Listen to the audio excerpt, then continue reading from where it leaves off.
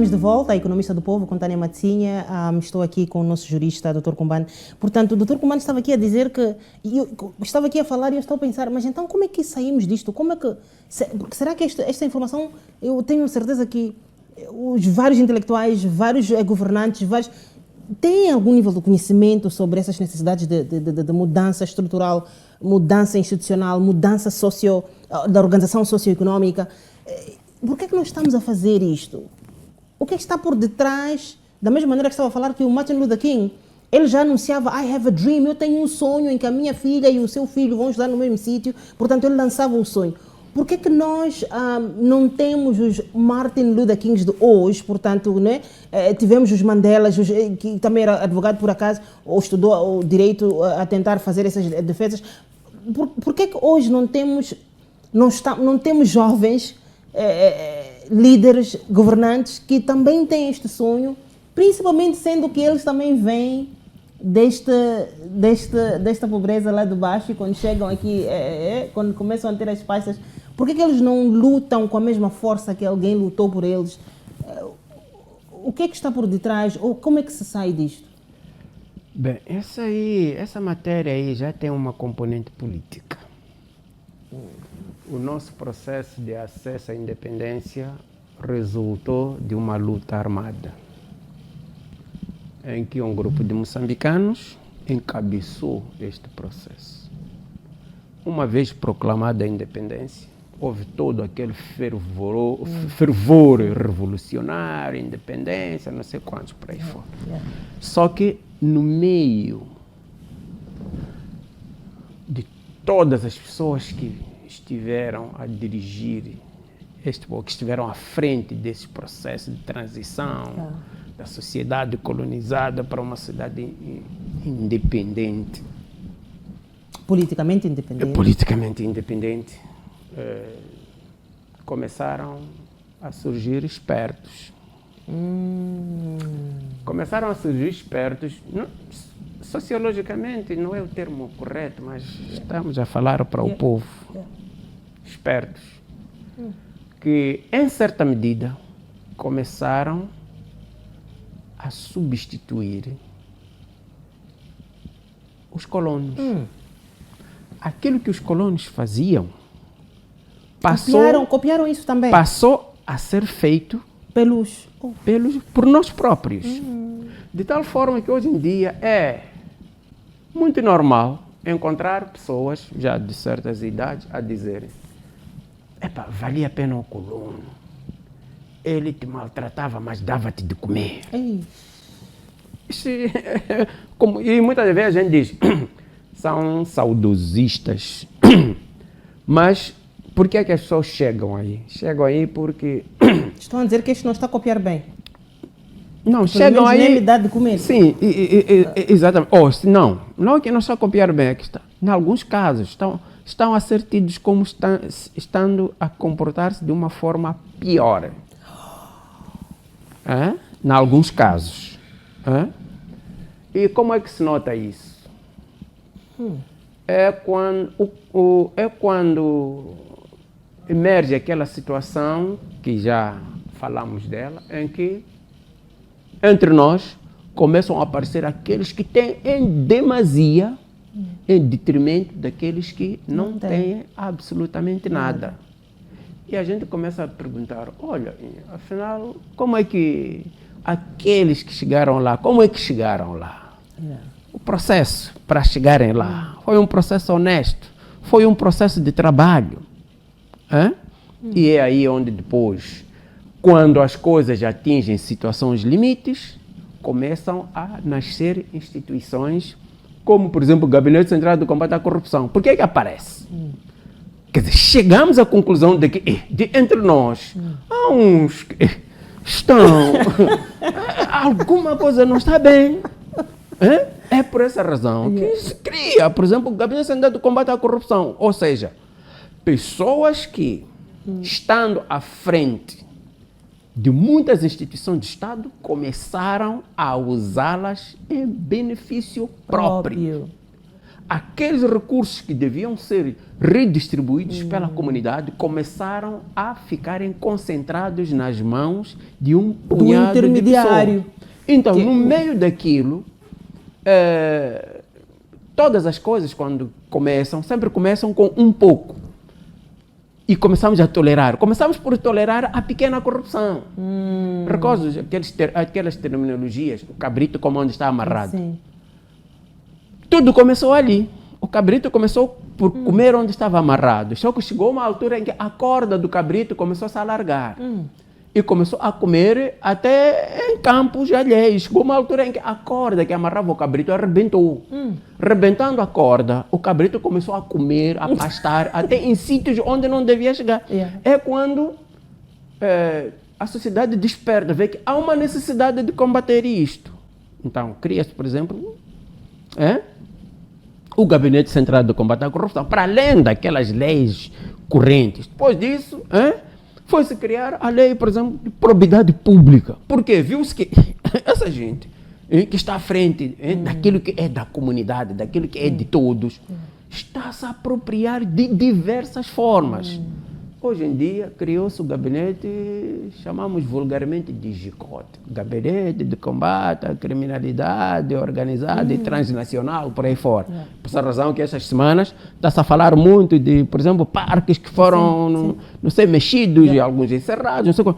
Porque à medida que o tempo vai passando, a gente vai dando conta de que entre nós, há gente que vai usando da batota como um meio fácil de... Vai usando da batota... Sim, como um meio fácil de sobrevivência. Sei lá, sobrevivência. Aliás, essa gente já não fala de sobrevivência. Não é uma de questão crescimento e acumulação. Sim, de acumulação, exatamente. E mais, é que nesse processo de acumulação é diferente aquela acumulação primitiva do capital. O capital era usado para gerar, por exemplo, ou deveria ser usado para gerar empregos. É diferente de acumulação de dinheiro de proveniência ilícita. Porque dinheiro de proveniência ilícita, regra geral, fica escondido. Não circula na sociedade, não representa mais-valia. Porque o próprio dono tem aquele dinheiro oculto sob qualquer forma. Então, é diferente, por exemplo, de um capitalista que se propõe, por exemplo, a erguer uma empresa, não sei quantas coisas. Se formos a verificar, muitos comerciantes que andam na nossa praça não constroem estabelecimentos, alugam O que está por detrás disso? Quando tu estás a exercer atividades que na sua própria consciência acarretam algum risco, é óbvio que não vai investir, por exemplo, na construção de um imóvel. É muito mais fácil arrendar no dia que as coisas... Só daqui para aqui... Como é que se diz? Vulgarmente se diz, no dia em que as coisas amargam. É fácil, porque, entretanto, o dinheiro está onde? O dinheiro ou está na mala, ou está depositado numa conta algures no mundo. É diferente do empresário. Endinheirado e empresário são coisas diferentes. Empresário, empresa, estabelecimento, emprega pessoas. Então, é aqui onde nasce essa questão de, hoje em dia, olharmos uns aos outros com desconfiança. Aquele que tem, não quer que se olhe para ele. Sempre questiona, estás-me a olhar para quê? O que é que pretendes saber? E aquele que não tem, a tendência também é de querer olhar lá onde há alguma coisa. Então, há este conflito entre o não querer ser olhado e o querer olhar. Então, a nossa sociedade, mais ou menos, vai vivendo assim. A gente vai se desconfiando uns aos outros, de tal forma que mesmo aqueles que fazem as suas atividades de forma honesta acabam ficando confundidos. Porque quem aparece a fazer a umbrella, regra geral, são aquelas pessoas que desempenham atividades não muito claras. Não muito claras. Então, nas nossas sociedades, ou na nossa sociedade, nos nossos bairros, nos locais de residência, a gente, quando vê um vizinho que está a progredir, a gente já não sabe muito bem se ele está a progredir porque está a trabalhar ou porque está envolvido em alguma coisa. Mas por quê? Porque efetivamente, a partir de certa altura, começamos a dar conta de que há pessoas que ostentam meios cuja proveniência ninguém conhece, cuja proveniência ninguém é capaz de... Eu me recordo quando essas coisas de tráfico de drogas, máfias começavam, havia muitas tabacarias na cidade em que a gente via alguém com uma tabacaria até cheia de poeira, ali podia ficar 2, 3 dias sem entrar ninguém para comprar, fosse o que fosse. Mas o dono daquela tabacaria tinha carros, tinha boa vida, passava férias em outras latitudes, não sei quantos. Então, é tudo isto que hoje em dia acaba criando uma desconfiança social em que os que têm, por honestidade, são confundidos com aqueles que não se sabe muito bem e como é que tem. E no meio disso, dentre os que têm ou que não têm, existem aqueles que, como já dizíamos, que não têm absolutamente nada. Não. Esses aqui, é lógico que vão começar a falar mal daquele que tem honestamente e daquele que tem desonestamente.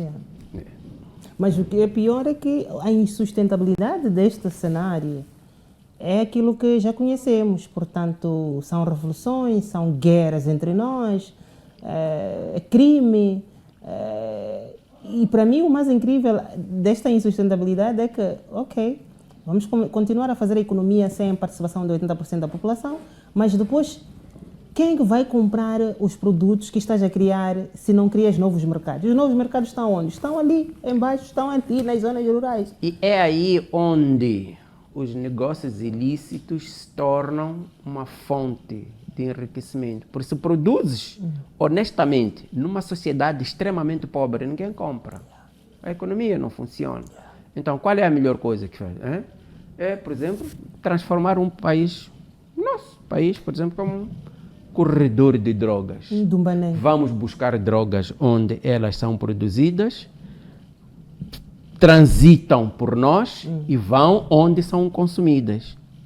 Uma parte da droga fica aqui, vai ainda danificando mais o tecido social, porque as pessoas, no meio da frustração de nada terem, onde é que vão encontrar, qual é o refúgio subsequente?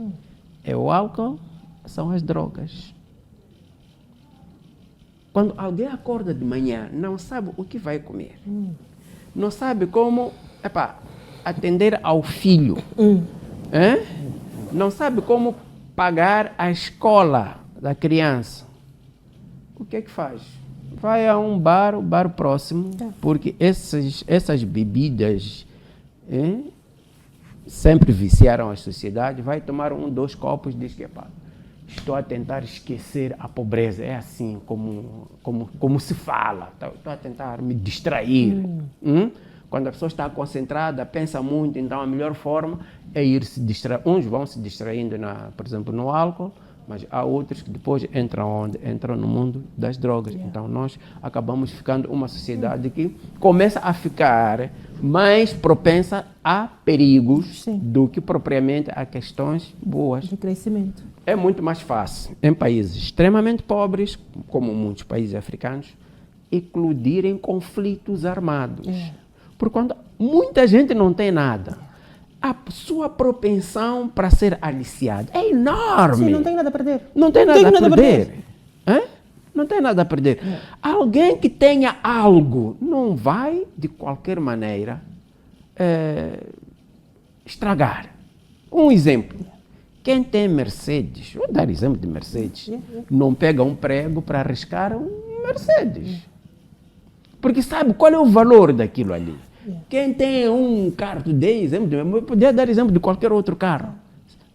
Mas quem nunca teve carro, não conhece o valor do carro, é fácil pegar um prego, riscar na tinta. É uma coisa indiferente. Então, essa coisa de conflitos armados, muitas das vezes, é alimentado exatamente por essas questões em que uns têm em demasia e os outros não têm nada. Aqueles que não têm nada não pensam 2 vezes para atear fogo a um uma infraestrutura para atear fogo a uma viatura do tipo machimbombo, por exemplo, que é de interesse público, como é que é, é um meio de transporte público. Não pensa duas vezes, faz isso. Então, o que é necessário? É necessário criar equilíbrios entre aqueles que têm e aqueles que não têm. Para quê? Para que os que não têm sempre alimentem esperanças de que amanhã poderão ter. Agora, para não tem que bloqueia a possibilidade de ter, de alguém sonhar que amanhã há de ter. É lógico que essa pessoa diz: não há mais nada para eu defender, é tudo igual. Vou prejudicar a quem tem, então, porque pronto, então vamos ficar iguais. Ficamos todos iguais. Só que no meio disso também, quem é que depois sofre? São os outros pobres. Porque normalmente aquele que tem, onde é que está? Esse está num sítio inalcançável. Privilegiado. Por exemplo, fala-se muito da guerra de Cabo Delgado, que tudo começou, aliás, as imagens que nos passaram eram de pessoas pés descalças. As primeiras imagens dos primeiros terroristas naquele dia 5 de outubro, se não estou em erro, o primeiro ataque à Mocimba da Praia, as imagens eram de pessoas, umas descalças, outras de chinelos. O que é que trazer? Era uma simples katana na mão. Hoje em dia, aqueles fulanos já ostentam fardamento militar, com armamento moderno. Ontem foi em Cabo Delgado, amanhã pode ser para o resto do país, portanto, vamos encontrar uma forma de equilíbrio, vamos encontrar uma forma de justiça social, onde todos os moçambicanos têm o mesmo tratamento, ou pelo menos não tão desigual. Até a próxima.